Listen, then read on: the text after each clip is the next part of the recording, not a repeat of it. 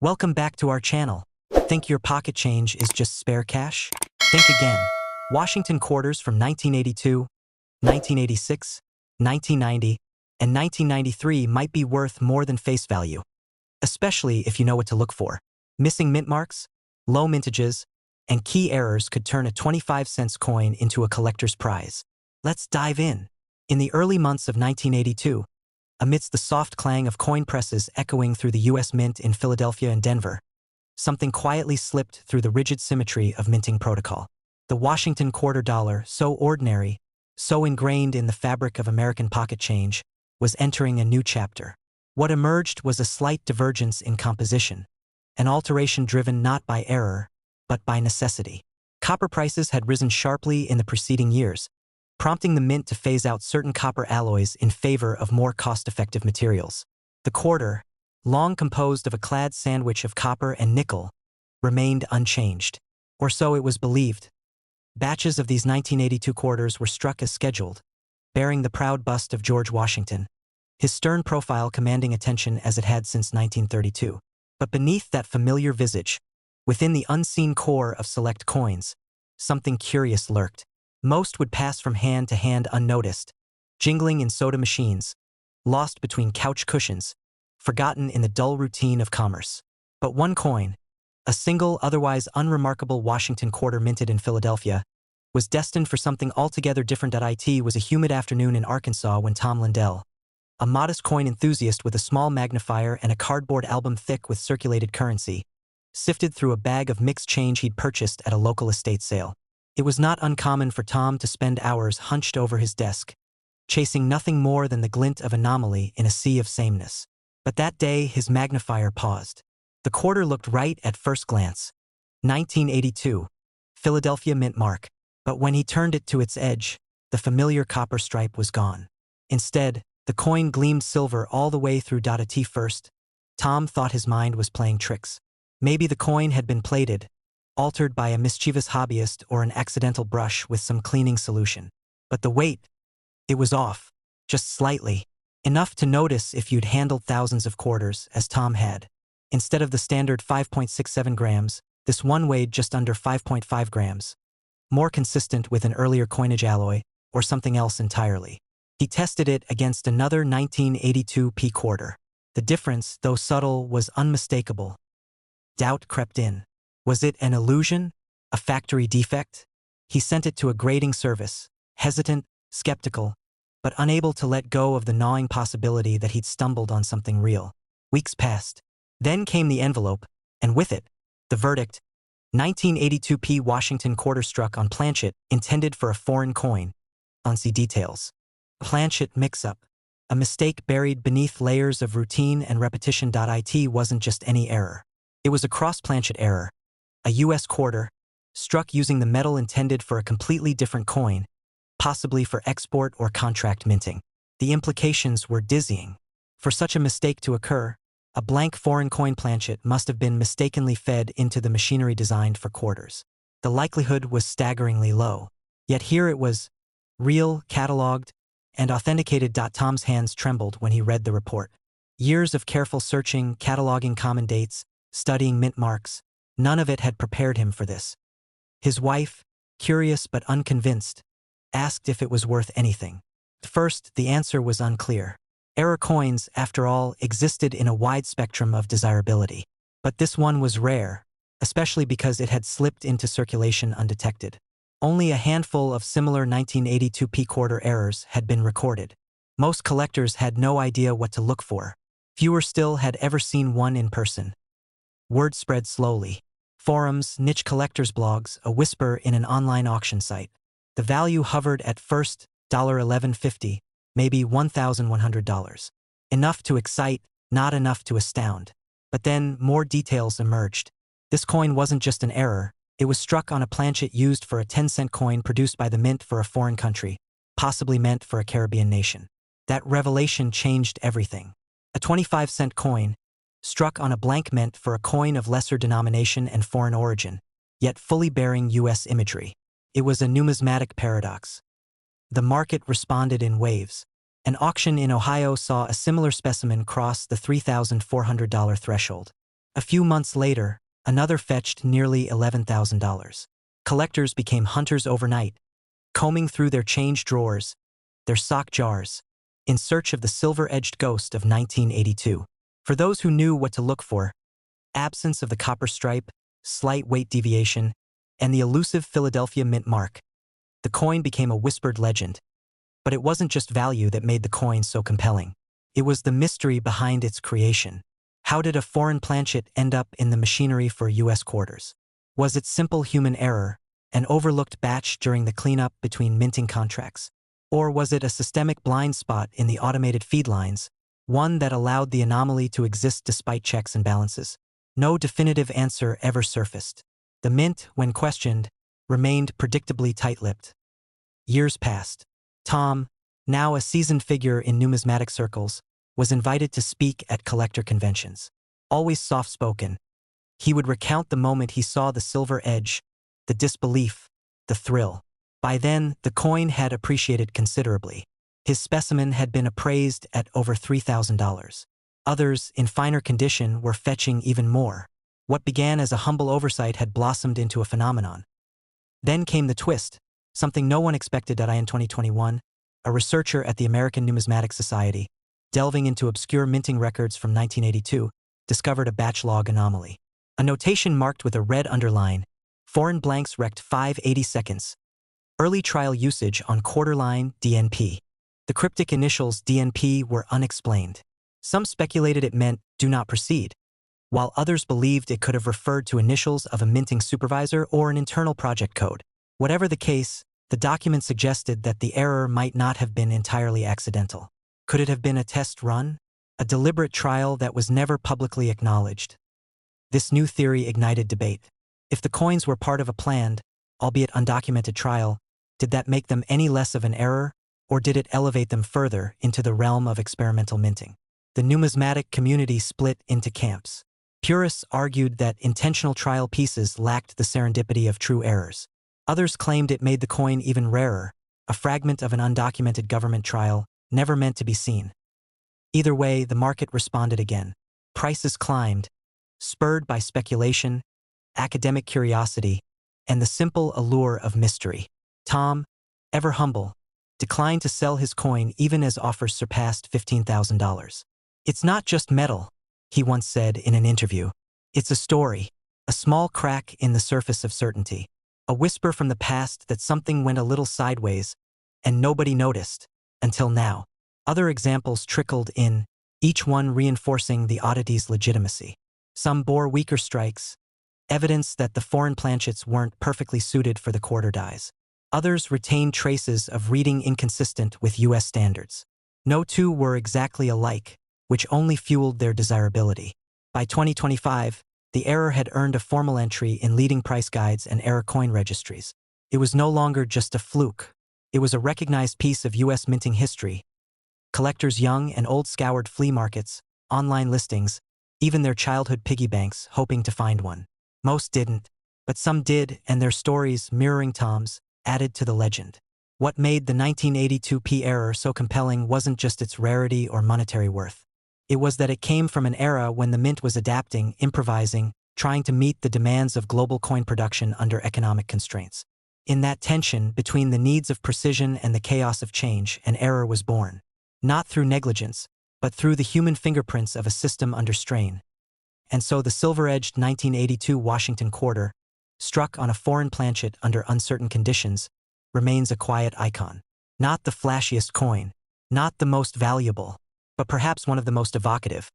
A glitch, a ghost, and a gleaming reminder that even in the most regulated processes, something unexpected can still emerge, endure, and change the game. In the summer of 1986, the U.S. Mint was a machine of precision and repetition. The quarter, the backbone of American currency, was being struck in the millions, humming off the presses in Philadelphia and Denver. For most, the 1986 Washington quarter was just another coin, one more echo of George Washington's stoic profile, unchanged since the bicentennial and still clad in the familiar copper-nickel sandwich.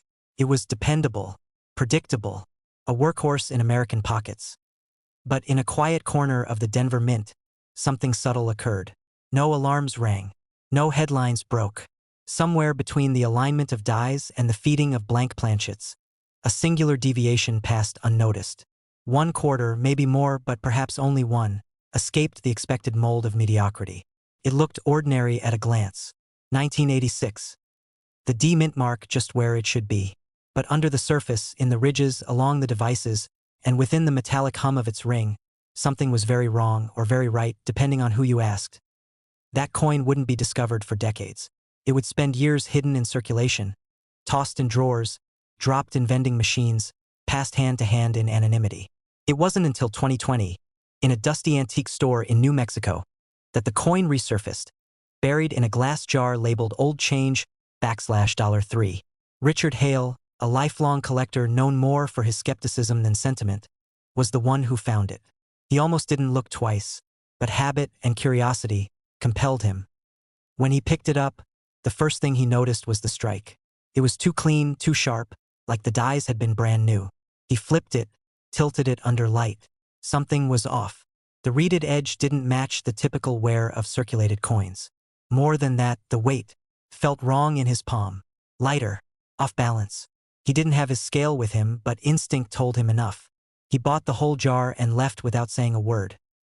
Back in his home office, Richard ran a precise digital scale and micrometer over the coin. The readings were astonishing. Just under 5.5 grams, similar to a dime. The standard quarter should clock in at 5.67 grams. He tested again. Same result. He examined the rim. No copper core. No telltale orange band visible when the edge met the light. This wasn't just odd, it was impossible. A clad quarter should never present as a solid silver-colored planchet. That he reached for his loop, and his pulse quickened. There were subtle die cracks near Washington's jawline. Common signs of die fatigue, but here they added character. The fields were clean, and the devices were razor-sharp. He took the risk and sent it to a third-party grading service, expecting perhaps a decent return.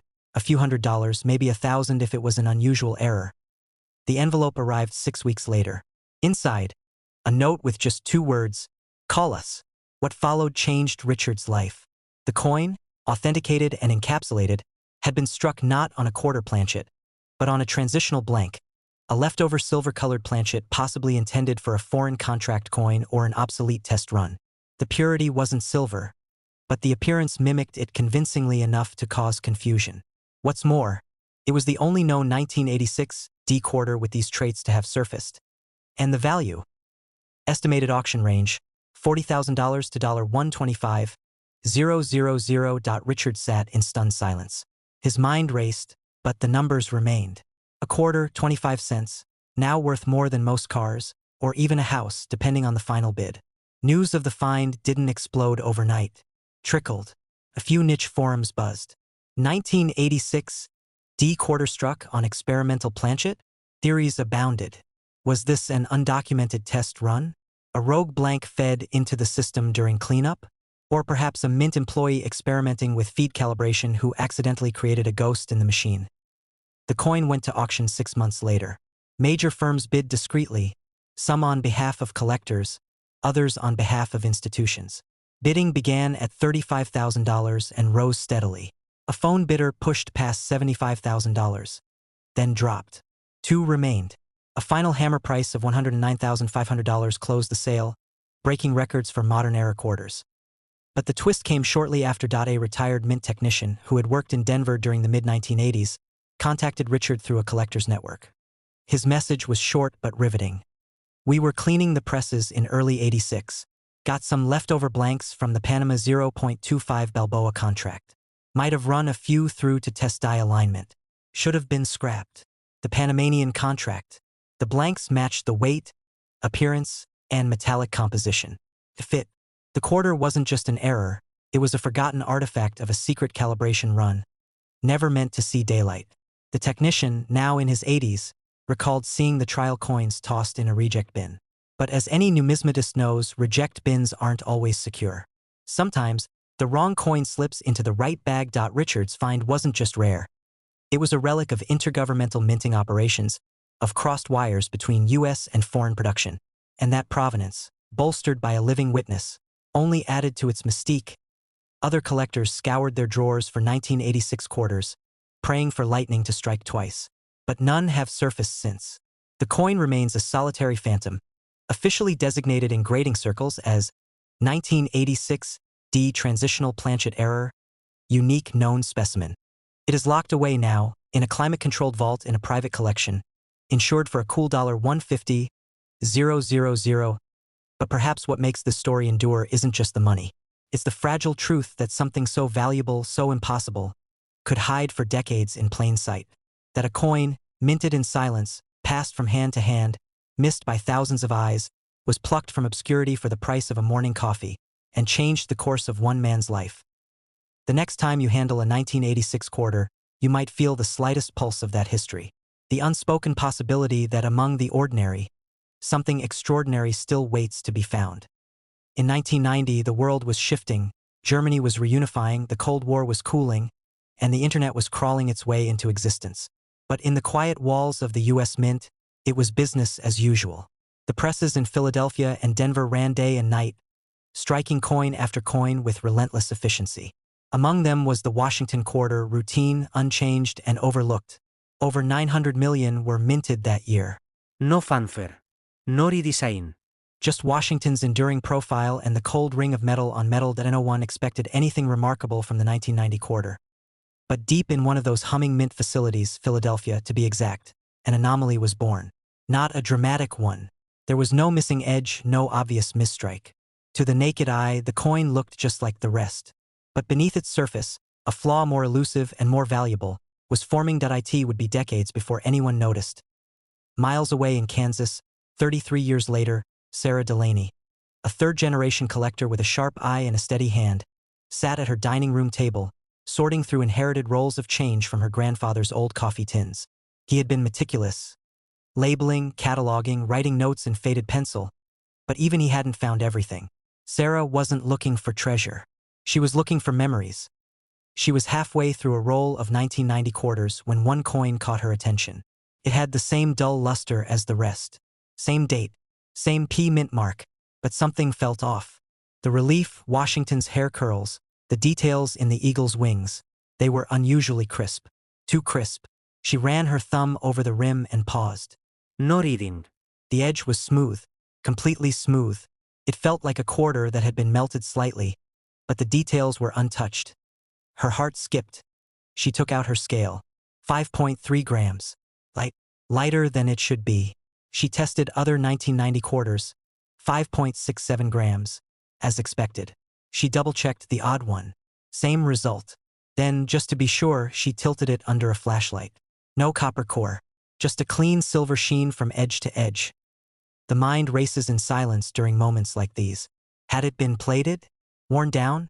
She ruled that out quickly. The fields were too sharp, the metal too even. It hadn't been tampered with. It had been born this way. She sent it to a grading service. Not out of greed, but out of curiosity. The weight was excruciating. And then the verdict came, printed in bold letters beneath a plastic slab. 1990p Washington quarter struck on experimental foreign planchet. No reading. Weight deviation confirmed. Unique error. And just below that, estimated market value, $35,000 to $110,000. Sarah froze. She reread the paper. Then again. It didn't sink in all at once. This wasn't just a rare coin. It was a 1 in a billion error that no one had been looking for, and that almost no one had imagined existed. An ordinary 1990 quarter, struck on a blank planchet that had no business being near a US quarter die. The coin had been struck on a leftover blank, likely from a foreign coin contract, the kind the US Mint quietly fulfilled for other countries, using different metals, weights, and edge styles. This blank had slipped through undetected, without reading, without a copper core. A ghost planchet, struck by US dies. It was a silent marvel, born in a moment of forgetfulness or mechanical overlap. Word got out fast. Forums lit up. Numismatic journals published special features. Error coin specialists, some of whom had never seen a 1990 quarter worth more than face value, suddenly found themselves revisiting their collections. Dealers who'd laughed at the date just months earlier were now offering finder's fees for coins that matched Sarah's. The bidding began almost immediately. A private collector in Boston offered $38,000. Then a fund out of Singapore doubled it. By the time the coin crossed the auction block in early 2024, for international buyers were involved. It sold for $94,750 to a bidder representing a European museum with a growing collection of U.S. minting anomalies. But the real twist didn't come until after the sale. A retired mint supervisor, reviewing old press logs for a book he was writing, reached out to Sarah through the auction house. He'd worked in the Philadelphia facility in 1990, during a short window in April when the mint was testing blank planchets for a Central American currency redesign. They'd run a small batch through the quarter presses to simulate strike pressure. A few samples were supposed to be retained for analysis. But he admitted there were gaps in the records. One batch of 20 blanks was marked missing during shift transition. He believed her coin was one of those blanks, accidentally struck, accidentally bagged, and accidentally sent into circulation. That batch had been unaccounted for. Until now. Sarah's coin, once worth a quarter, now had provenance. An origin story rooted in experimental testing and bureaucratic misplacement. It wasn't just a mistake. It was a rogue fragment of a mint experiment that slipped through the cracks of history and survived unscathed. Today, the coin is held in a climate-controlled display, on loan to the Smithsonian's traveling coin exhibit. Its label reads, 1990 P quarter, experimental planchet error, unique specimen. And Sarah? She still collects coins, still checks her change. But now, whenever she holds a Washington quarter, she sees more than just currency. She sees possibility, and she's not alone. Collectors all over the world now keep an eye on 1990 quarters, especially the ones with smooth edges, silver sheen, or a strange weight. Most are ordinary, but every once in a while one shows a whisper of something more. Because sometimes, in a world of billions of perfect replicas, it's the mistake that tells the story worth remembering. In 1993, the United States was riding the wave of a new presidency, the dawn of digital transformation, and the final years before the economy entered a tech-fueled boom. Amid these broader shifts, one thing remained constant: the clink of quarters spilling from vending machines, registers, and parking meters. The Washington quarter, by now a 61-year-old fixture in American pockets, was as unremarkable as it was essential. Over 1.3 billion were minted that year, most in Philadelphia and Denver, and few could imagine that a single one would ever be anything more than face value. But that assumption, quiet, routine, and held by nearly everyone, was about to be shattered. In a small town outside of Missoula, Montana, a coin dealer named Jonathan Reyes was sorting through a massive estate purchase. Dozens of bank rolls, mostly common denominations, lined his workbench. He moved quickly, sifting for silver, errors, proofs, anything that might raise a brow or price tag. He wasn't expecting anything from the 1993 rolls. In fact, he nearly skipped them. Then, he opened one from Philadelphia. The coins were typical, light wear, average circulation, but one stood out. Not for what it had, but for what it lacked. The obverse looked fine. Washington's familiar profile, the date clearly visible, the P mint mark tucked in beside the ponytail. But the reverse, the eagle, was soft, weak, like it hadn't struck properly. He blinked, adjusted the light, then leaned in. There were almost no tail feathers. The left wing lacked detail. The olive branch and arrows? Blurred, unfinished. And yet, the coin's surface was clean. No damage. No post-mint polishing or grinding. This wasn't wear. It was something far more interesting. Jonathan weighed it. 5.1 grams. That was wrong. He pulled out his scale again. Standard quarters, 1993 or otherwise, weigh 5.67 grams. This one was off by more than half a gram. He grabbed his loop and stared at the edge. No copper stripe. Just solid, clean gray from rim to rim. He flipped it, spun it, held it under ultraviolet light. No sign of tampering. So he sent it off, curious but grounded. At worst, a weird post-mint error. At best, a few $100 anomaly. 3 weeks later, he received a phone call from the grading service, not the usual envelope. The voice on the other end was calm but unmistakably excited. Mr. Reyes, what you've got here is extremely rare, possibly unique. His coin wasn't just an error. It was a 1993 P Washington quarter struck on a foreign silver-colored planchet, one not intended for U.S. coinage. Most likely, it had been part of a blank batch designated for a foreign minting contract, a 50 centavos or $1 coin from South America or Southeast Asia, both of which the U.S. Mint was producing for at the time. Somehow, one of those blanks ended up under the Washington quarter dies. And that weak reverse, it was due to metal density differences. The press pressure was calibrated for copper-nickel-clad coins, not the lighter, thinner foreign alloy. As a result, the details didn't strike fully. It was a perfect diagnostic for a wrong planchet error. The value? Estimated between $30,000 to $95,000, depending on the buyer and the market's hunger for obscure modern errors. Jonathan didn't say anything for several seconds. He just stared at the coin, now slabbed and sealed, and realized that something that had once jingled anonymously among billions now demanded the attention of museums and collectors worldwide. The buzz spread quickly. Collectors on online forums speculated whether other examples existed. Numismatic YouTube channels featured dramatic retellings. Error coin experts dissected the diagnostics, the weight, the strike softness, the absence of the copper ring, the metallic shimmer under angled light. All signs pointed to one thing. This was not a typical mint mistake. It was a ghost coin, an echo of international production mingling with domestic routine. And then, the deeper twist surfaced. A retired logistics coordinator for the Philadelphia Mint, speaking anonymously, confirmed that in 1993, the facility was indeed producing blanks for a Southeast Asian country's $1 coin. The composition matched, the weight matched, and during late summer, he remembered an issue with planchet storage. Bins being mislabeled. A half-day shutdown for sorting. It wasn't recorded as a major incident. Just a minor interruption. No coins were thought to have been struck in error. Clearly, at least one had. Jonathan received offers from collectors in Germany, South Korea, and Dubai. One bidder offered $45,000 without ever seeing the coin in person. The final sale, through an international auction house in London, closed at $87,200, setting a record for a modern quarter struck in the 1990s. The buyer? An anonymous private collector known only by the alias Novamint, believed to be amassing one of the world's largest collections of minting anomalies. And yet, no other 1993 P quarter with the same error has been found.